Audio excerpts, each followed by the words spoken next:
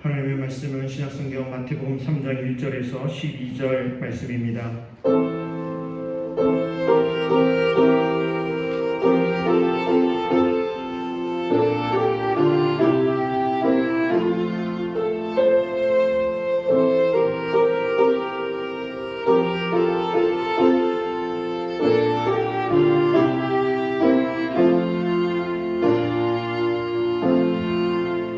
말씀을 봉독하겠습니다. 그때 세례 요한이 이르러 유대 광야에서 전파하여 말하되 회개하라 천국이 가까이 왔느니라 하였으니 그는 선지자 이사야를 통하여 말씀하신 자라. 일러스되 광야에 외치는 자의 소리가 있어 이르되 너희는 주의 길을 준비하라 그가 오실 길을 곧게 하라 하였느니라. 이 요한은 낙타 털 옷을 입고 허리에 가죽띠를 띠고 음식은 메뚜기와 석청이었더라. 이때 예루살렘과 온 유대와 요단강 사방에서 다 그에게 나와 자기들의 죄를 자복하고 요단강에서 그에게 세례를 받더니 요한이 많은 바리새인들과 사두개인들이 세례 베푸는 데로 오는 것을 보고 이르되 독사의 자식들아 누가 너희를 가르쳐 임박한 진노를 피하라 하더냐. 그러므로 회개에 합당한 열매를 맺고 속으로 아브라함이 우리 조상이라고 생각하지 말라. 내가 너희에게 이르노니 하나님이 능히 이 돌들로도 아브라함의 자손이 되게 하시리라. 이미 도끼가 나무 뿌리에 놓였으니 좋은 열매를 맺지 아니하는 나무마다 찍혀 불에 던져지리라. 나는 너희에게 회개하게 하기 위하여 물로 세례를 베풀거니와 내 뒤에 오시는 이는 나보다 능력이 많으시니 나는 그의 신을 들기도 감당하지 못하겠노라. 그는 성령과 불로 너희에게 세례를 베푸실 것이요 손에 키를 들고 자기의 타작마당을 정하게 하사 알곡은 모아 곳간에 들이고 쭉정이는 꺼지지 않는 불에 태우시리라. 아멘. 우리 주님의 은혜와 평강이 여러분들에게 늘 함께 하시기를 간절히 바랍니다. 옆에 있는 분들이랑 인사하겠습니다. 메리 크리스마스 인사합니다. 성탄절이 뭐 이제 20여일밖에 남지 않았어요. 대림절이니까 우리가 인사를 하고 또 한 번 인사할까요? 재림하실 예수님을 잘 기다립시다. 인사하겠습니다. 재림하실 주님을 잘 기다릴 수 있는 저와 여러분 되셨으면 좋겠어요. 깨어 기다리는 시간, 지난주에 이어서 두 번째 같은 제목으로 여러분들과 말씀을 나누려고 합니다. 말라기 4장 5절에 보면 보라 여호와의 크고 두려운 날이 이르기 전에 내가 선지자 엘리야를 너희에게 보내겠다 이렇게 말씀하세요. 누구를 너희에게 보낸다고요? 엘리야. 아니 말라기 선지자는 주전 400여 년 요때 선지자인데요. 그런데 하나님께서 말라기 선지자에게 크고 두려운 날이 이르기 전에 내가 너희들에게 엘리야를 보낼 거다. 이렇게 말씀하고 계시거든요. 이 엘리야는 사실은 구약 성경에 기록되어 있는 아합 왕 그리고 바알 아세라 섬기는 선지자들 그 전쟁을 했었던 그 엘리야, 이름은 그 엘리야 선지자인데요. 사실은 오늘 말씀에 기록되어 있는 세례 요한을 의미하고 있다라고 하는 것 우리가 꼭 잘 기억을 하시면 좋을 것 같아요.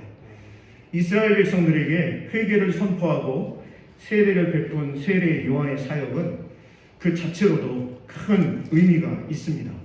뿐만 아니라 메시아의 길을 준비하는 선구자로서의 사역이라는 점에서도 큰 의미가 있습니다. 왜냐하면 세례를 베푼다라고 하는 것이 저와 여러분에게는 너무나도 당연한 기독교 의식이지만 예수님 시대에는 너무나도 특별하고 특이한 일이었습니다. 당시에는 종교 의식과 관련하여 씻는 것, 물로 씻는 것은 정결 예식 행하기 위해서 씻는 것, 그리고 이방인이 유대교로 개종할 때 씻는 것, 이 두 가지 때에만 물로 씻었어요. 그리고 이 두 가지 때에 씻는 것은 자기 스스로 씻는 것이었습니다. 누구도 다른 사람에게 세례를 베풀지를 않았어요. 또 타인의 회개에 대해서 직접적으로 관여하지는 않았습니다.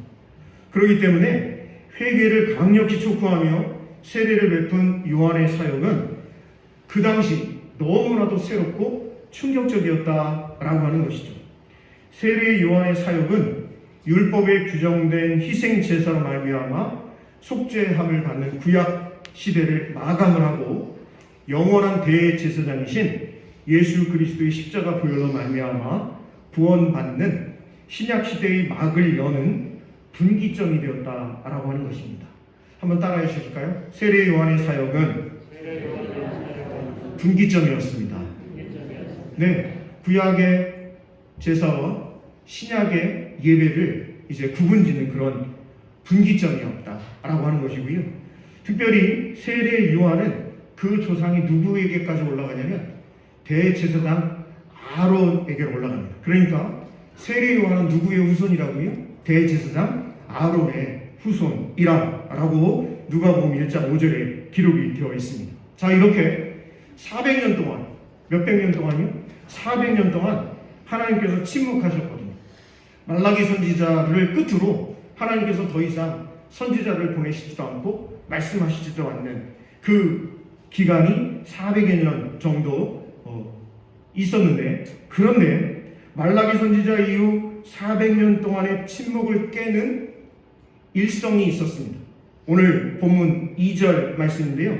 우리 한번 1절, 2절 마태복음 3장 1절, 2절을 같이 한번 읽어보겠습니다. 시작. 그때 세례 요한이 이르러 유대 광야에서 전파하여 말하되 회개하라 천국이 가까이 왔느니라 하였으니, 이렇게 되어 있습니다.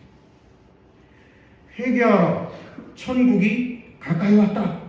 이렇게 세례 요한이 처음 한 이야기가 바로 이 말씀이었다라고 하는 것이죠.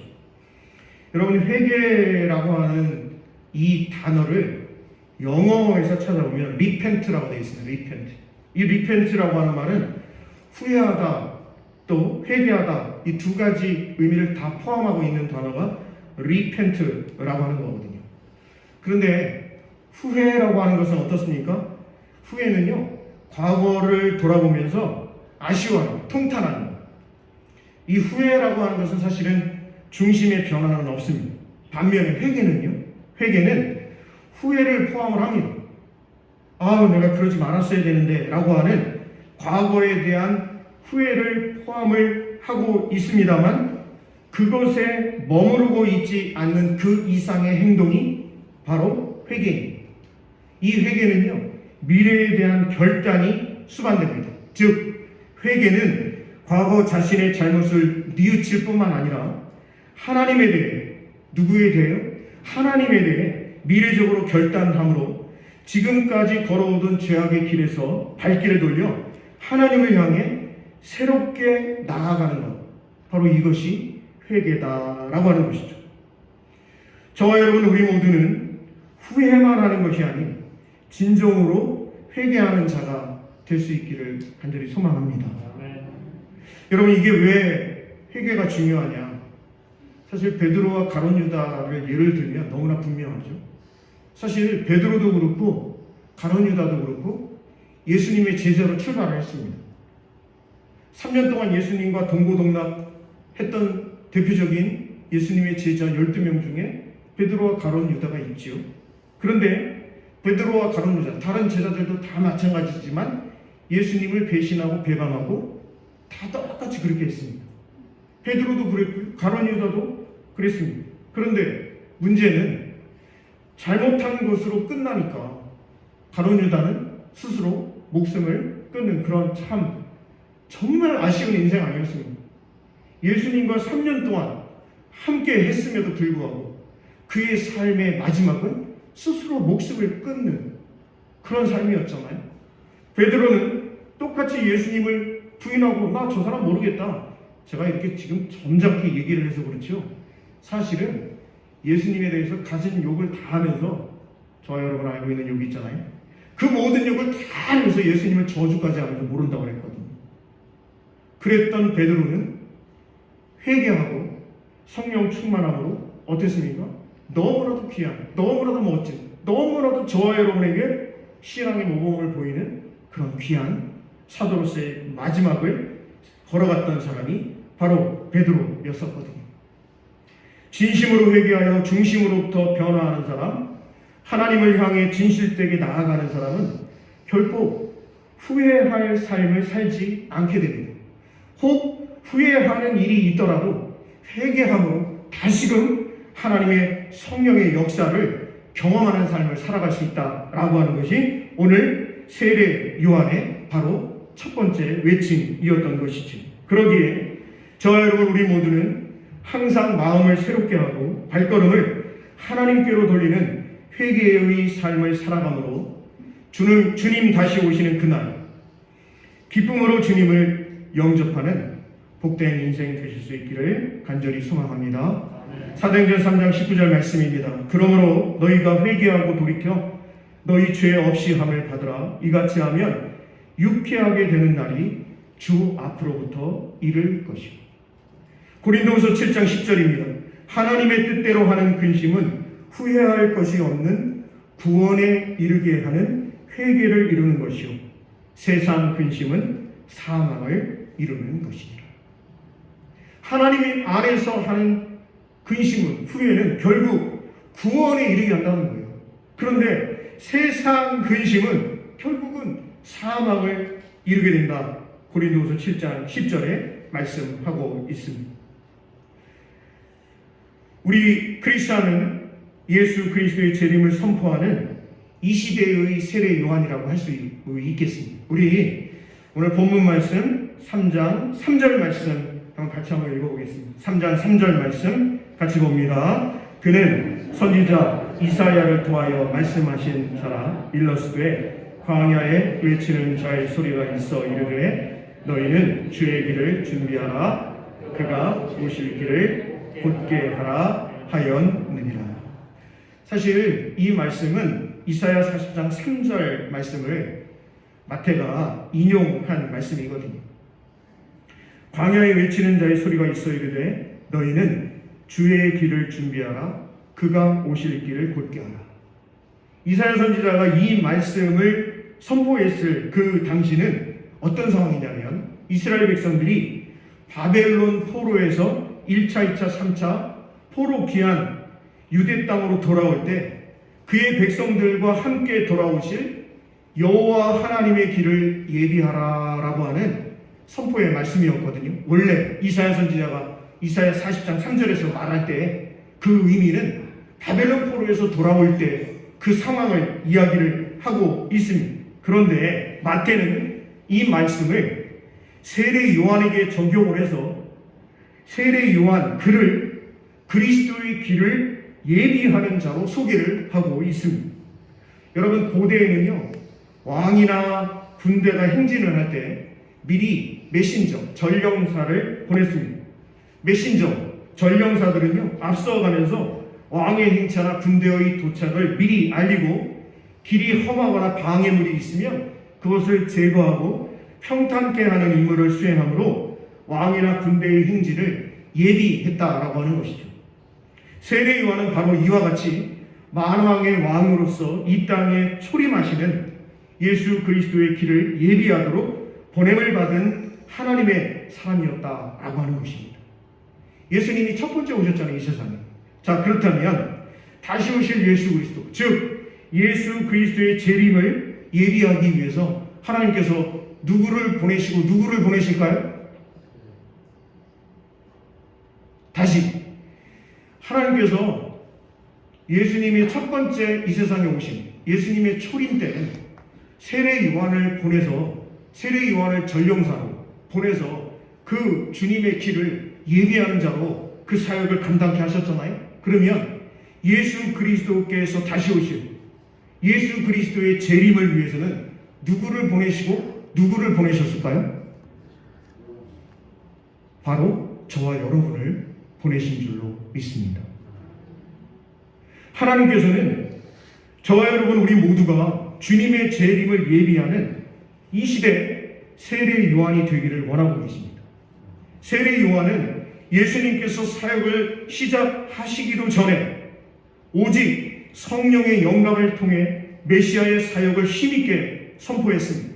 그렇다면 오늘 저와 여러분은 어떠해야 할까요? 우리 7절 말씀 같이 한번 읽어보도록 합니다. 7절 말씀 같이 보겠습니다. 자, 시작. 요한이 많은 바리새인들과 사두개인들이 세례 베푸는 대로 오는 것을 보고 이르되 독사의 자식들아, 누가 너희를 가르쳐 임박한 진노를 피하라 하더냐.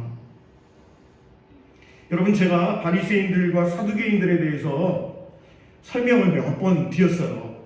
그런데 오늘 다시 이 사람들에 대해서 설명을 좀 드리도록 할게요. 이스라엘은 사내들인 공회라고 하는 아주 독특한 그런 기구가 있었습니다. 이 기구는 70여 명의 이제 지도자들로 구성이 되어 있는데요. 이들 중에서 대표적인 사람들이 바로 바리새인들, 사두개인, 그리고 율법 교사, 그리고 제사장, 이런 사람들 70여 명이 모여서 회의를 하고 모든 이스라엘의 현안들을 논의하고 결정하는 그런 기구가 사내들인 공회입니다. 특별히 이 바리새인들과 사두개인들을 제가 그렇게 설명을 드리면 별로 잘 와닿지를 않으니까 제가 우리나라 대한민국 지금 현 상황에서 바리새인들과 사두개인들이 어떤 사람이냐 설명을 드리면, 국회의원으로 3선 이상 한 사람들이 바리새인들, 사두개인들이라고 할 수가 있습니다. 국회의원 몇 번 이상이요? 3선. 여러분, 국회의원 뭐 그까짓 거 아무것도 아니죠? 아유, 무슨 소리예요, 목사님. 국회의원 한 번 하려고 그러면 아이고 그냥 난리도 아니고. 그럼요. 그런데 그 국회의원을 3번 이상 한 사람들, 그 사람들이 바리새인들, 사두개인들이에요. 그런데 국회의원 3선 한 사람들, 아니요, 그 이상입니다. 이 사람들은요, 국회의원 3선을 해도 장관까지 역임한 사람들입니다. 여러분, 제가 알기로 우리나라에도 많은 수백 명의 국회의원들이 있는데요, 이 국회의원들이 더 꿈꾸는 게 뭔지 아십니까? 물론 다음번에도 국회의원이 되고 싶지만 또 한 가지가 뭔지 아세요? 장관하고 싶어요. 뭐 하고 싶다고요? 장관하고 싶죠. 장관하고 싶은 마음이 얼마나 많은지 말도 못해요. 누가 나 좀 장관 안 시켜주나? 이런 마음들이 있어요. 정말 그래요. 물어봤나요? 예, 물어봤어요, 제가. 이 바리새인들, 사두개인들은요, 국회의원 3선 이상한 사람들, 그리고 국회의원을 하면서 장관까지 역임한 사람들, 그리고 또 한 가지가 있어요. 3선 이상 국회의원의 장관까지 역임을 하고, 근데 장관이요, 그 임기가 그렇게 길지가 않습니다. 뭐 굉장히 길게 해야 뭐 2년 정도? 네. 장관하고 나서 또 뭘 한 사람들이냐면, 국립대학교 교수를 한 사람들이 바로 이 바리새인들과 사두개인들입니다. 이렇게 대단한 사람들이 바리새인들과 사두개인들. 이 사람들은요, 사내들인 공회에서 딱 뒷짐지고 딱 70여 명이 앉아가지고요, 사람 한 사람 데리고 와가지고 이 한 사람 죄인으로 만들 수도 있고요, 이 사람을 높은 자리에 올릴 수도 있고요, 얼마든지 할 수 있는 사람들이 바리새인들과 사두개인들입니다.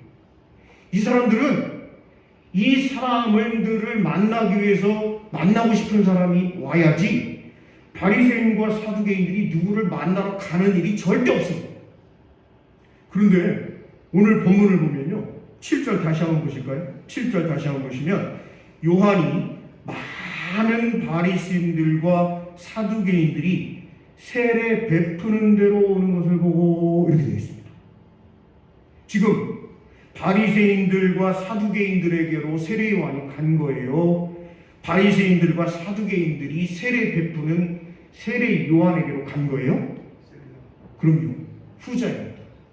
여러분, 이거는 정말 엄청난 일입니다. 아니, 세례 요한이 그 당시 얼마만큼 큰 영향력을 끼치고 있었는지를 알 수 있는 거예요. 도무지 관심 갖지 않는, 도무지 다른 사람을 오라가라 자기들이 할 수 있는데, 지금 많은 바리새인들과 사두개인들이 얼마나 세례 요한의 명성이 왜 대단했는지 그 세례 요한을 보러, 세례 요한이 세례를 베풀고 있는 바로 그곳으로 이 사람들이 직접 행차를 하고 있다라고 하는 것입니다. 그런데 여러분 보세요. 이 바리새인 사두개인 대단한 사람, 정말 한번 따라해 주세요. 저만 자꾸 대단하다 대단하다 한번 따라해 주세요. 대단한 사람들입니다. 지금도 대단한 사람들. 그런데 이 대단한 사람들을 향해서 진짜 이 사람들이 사실은 예수님을 십자가에 못 박아 버렸잖아요.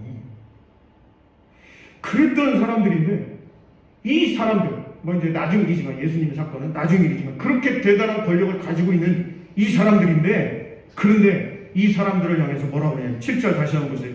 요한이 많은 바리새인들과 사두개인들이 세례 베푸는 대로 오는 것을 보고 이르되, 뭐라고 지금 이야기합니까? 세례 요한이 그 사람들을 보고 뭐라고 이야기를 합니까? 독사의 자식들.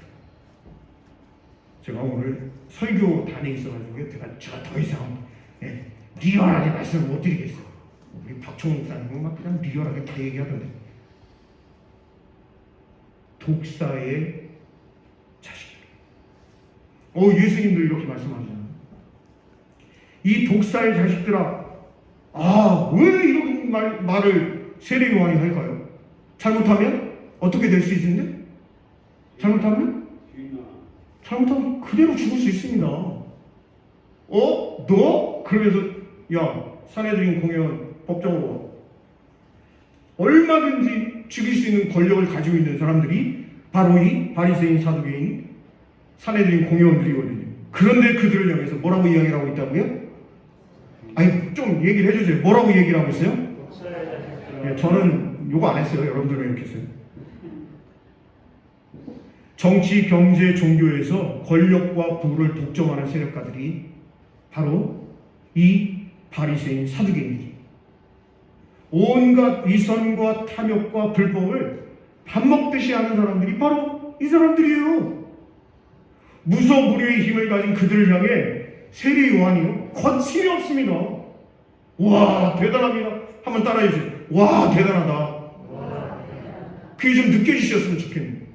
세례 요한은요, 지금 자신의 생명을 무릅쓰고 독사의 자식들이 이렇게 이야기를 하며 그들의 위선과 불의를 질타하고 있습니다.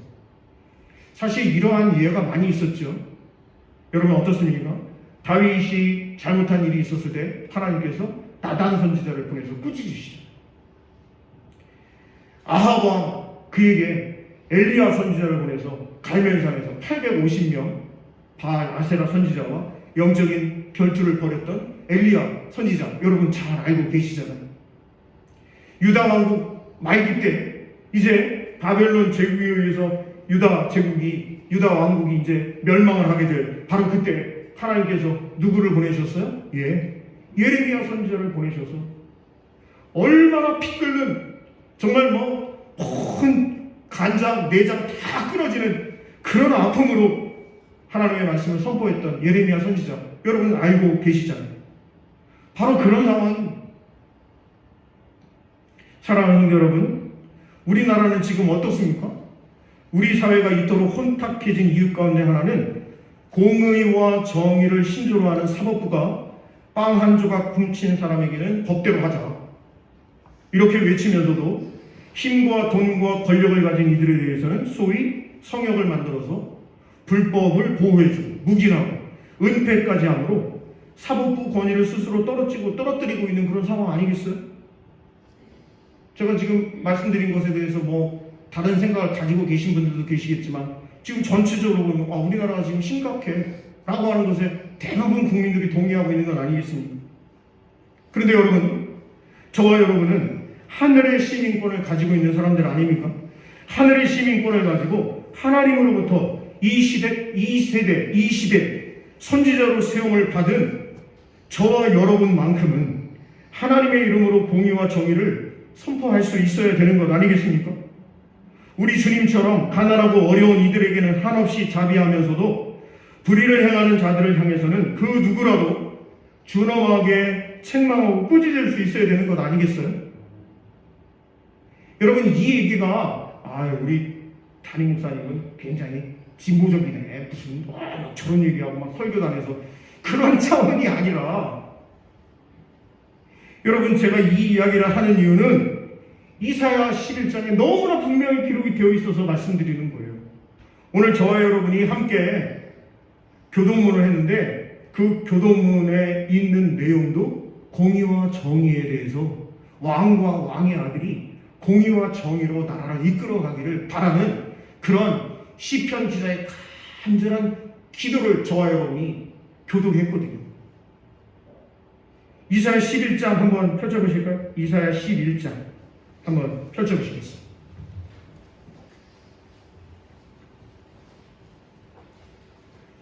이사야 선지자는 특별히 예수 그리스도에 대한 예언의 말씀으로 아주 유명한 선지자인데요.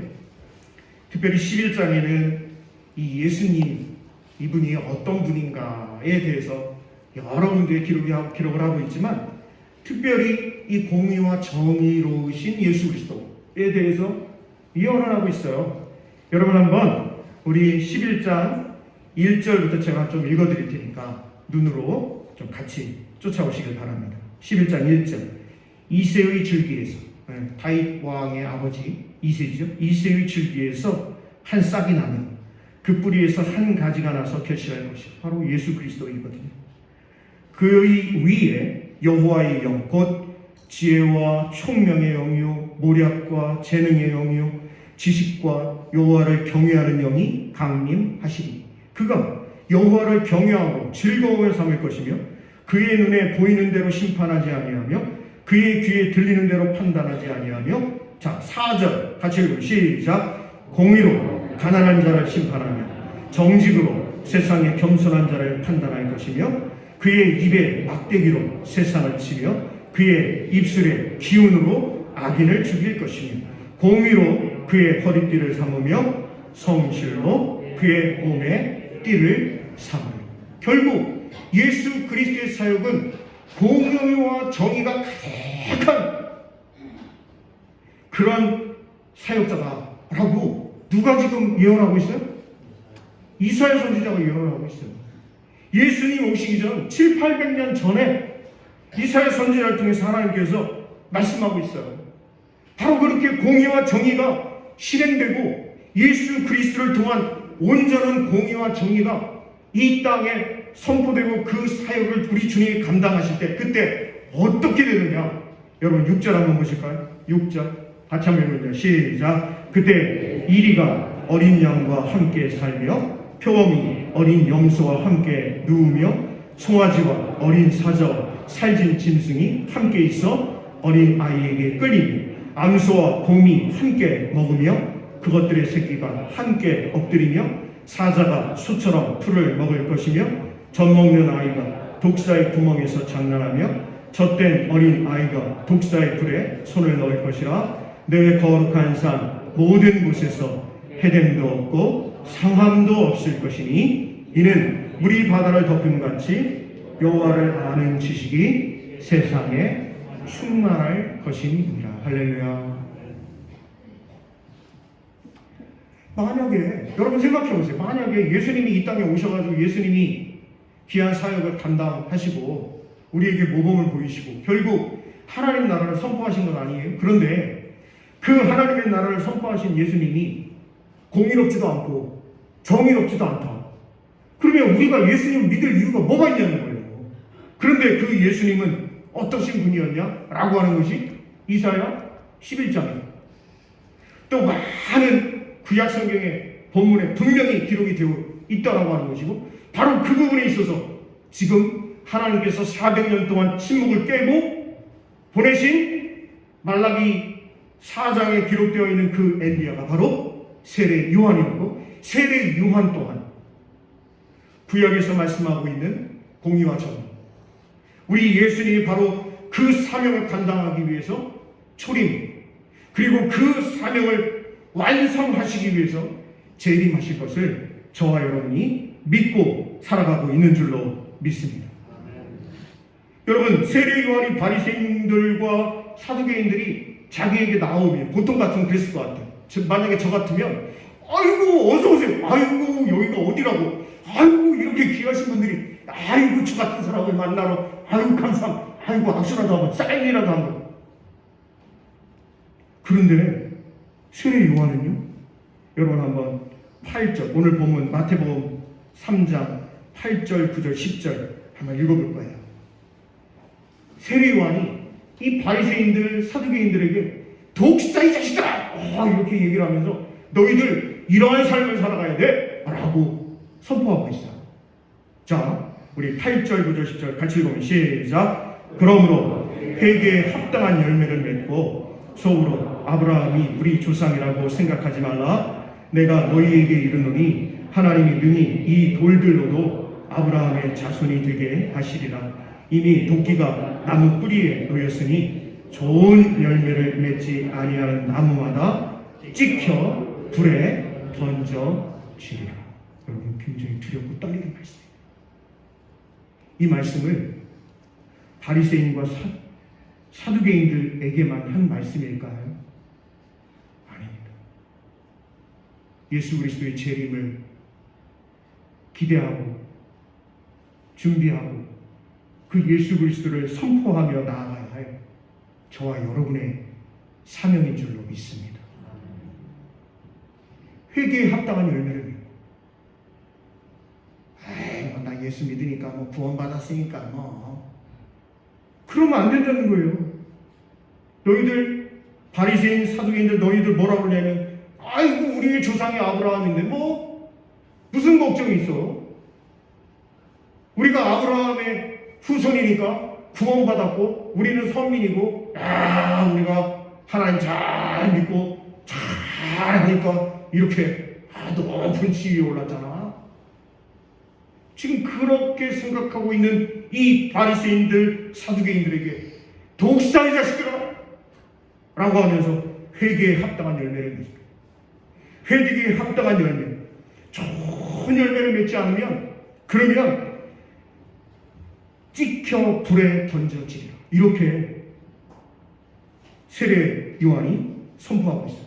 여러분, 여러분들께 한번 질문을 드려볼게요. 회개에 합당한 열매가 뭘까요? 회개에 합당한 열매에 대해서 마태복음에서는 그 내용이 기록이 안 돼 있거든요. 그런데 똑같은 본문인데 평행 구절인데요.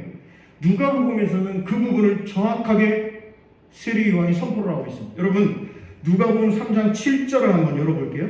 누가복음 3장 7절입니다. 누가복음 3장 7절.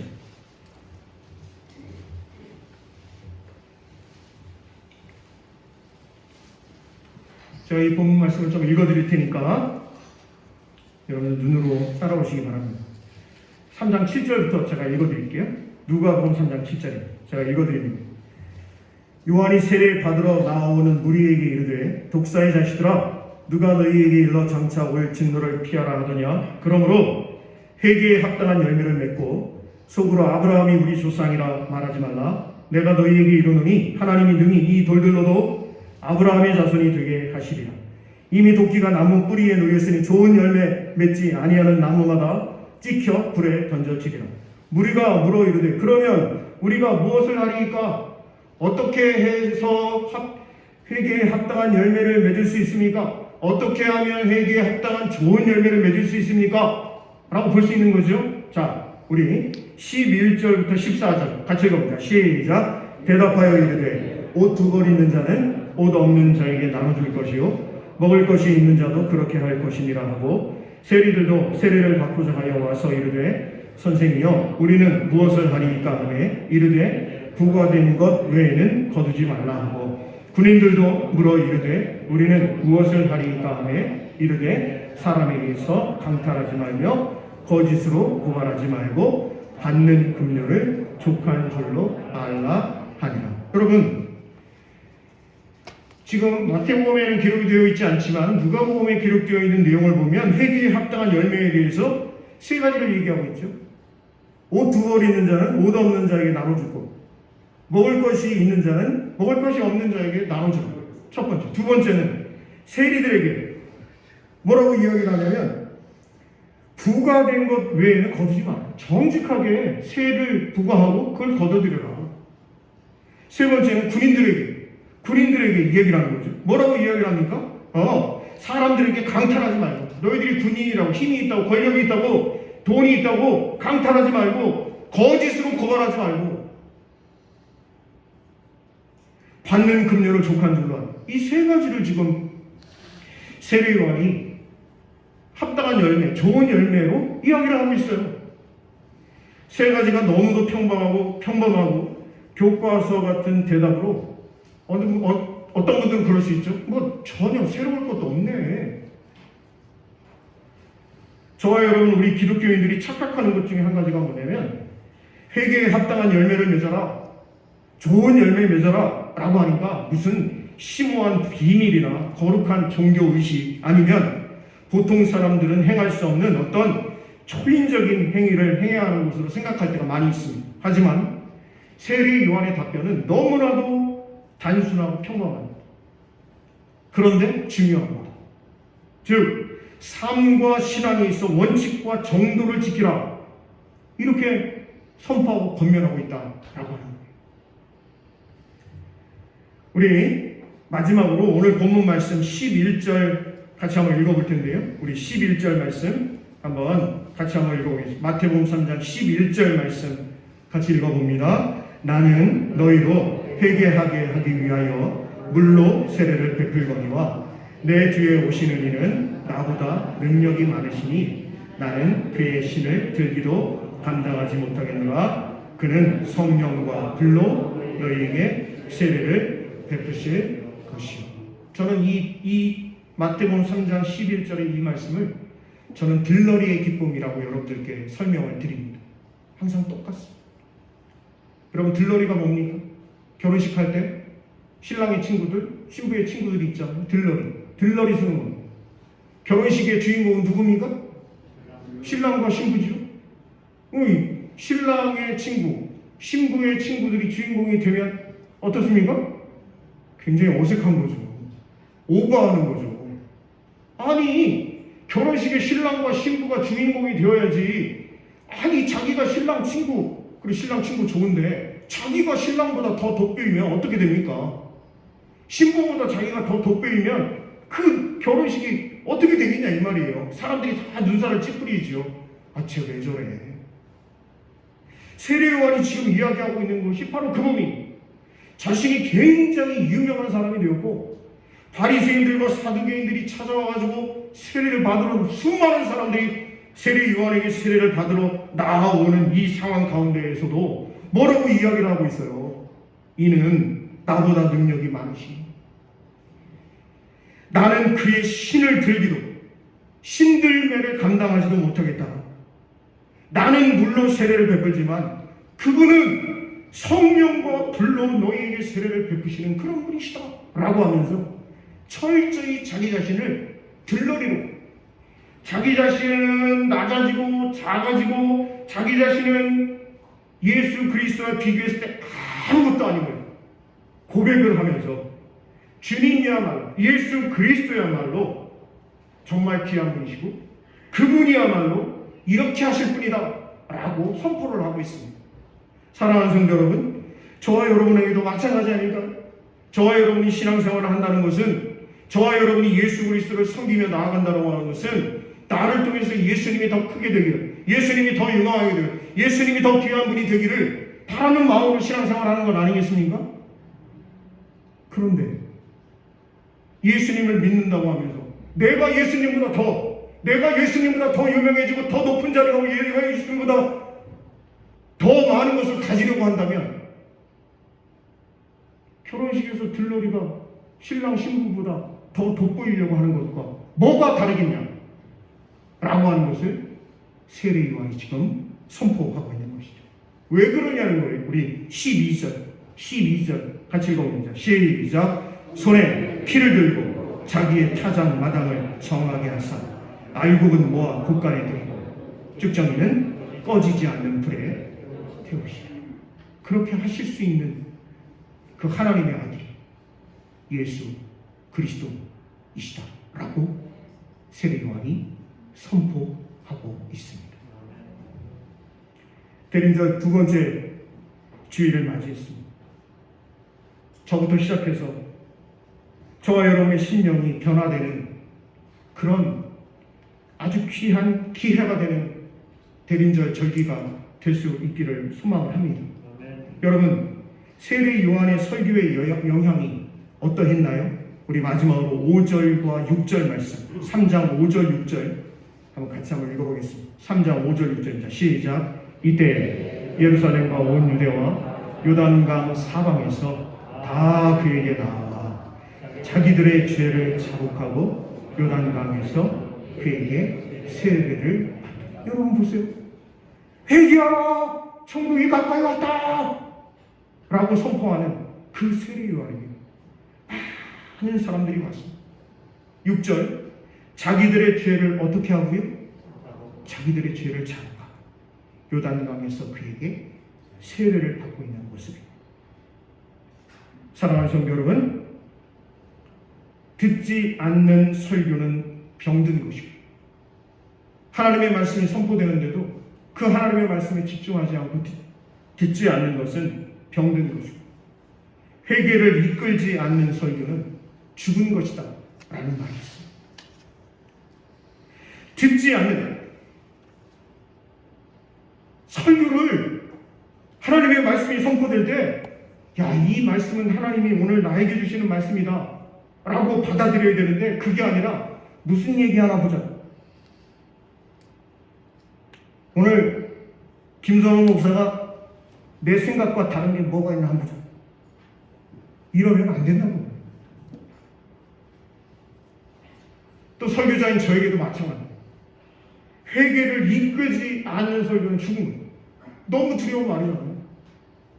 하나님은 오늘 세례 요한을 통해서 하나님께서 귀한 사명을 주셨고 그 세례 요한의 사명이 예수님의 첫 번째 이 땅에 오신 것을 준비하는 그런 전령사로서의 사명이었다 한다면 저와 여러분은 다시 오실 그 주님, 그 주님의 재림을 정말 귀한 신앙으로 준비하고 또 그때를 예비하는 영적인 세례 요한의 삶을 살아갈 수 있는 저와 여러분 다 되실 수 있기를 간절히 소망합니다.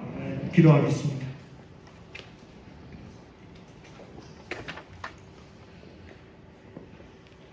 사랑의 하나님 감사합니다. 저희들에게 마태복음 3장 귀한 말씀을 통해서 하나님의 뜻을 분명히 깨닫고 다시금 우리의 삶을 후회하는 것으로 끝나는 것이 아닌 회개함으로 나의 죄를 하나님 앞에 자복함으로 정말 하나님 앞에 회개하는 그런 귀한 역사가 있게 하여 주시옵소서. 바로 권하는 것은 예수 그리스도의 재림을 기다리는 우리 모두에게 하나님 우리의 사명 사역이 세례 요한과 같은 그런 귀한 하나님의 사역 감당하며 나아갈 수 있게 도와주옵소서. 예수님 귀하신 이름으로 감사하며 기도드립니다.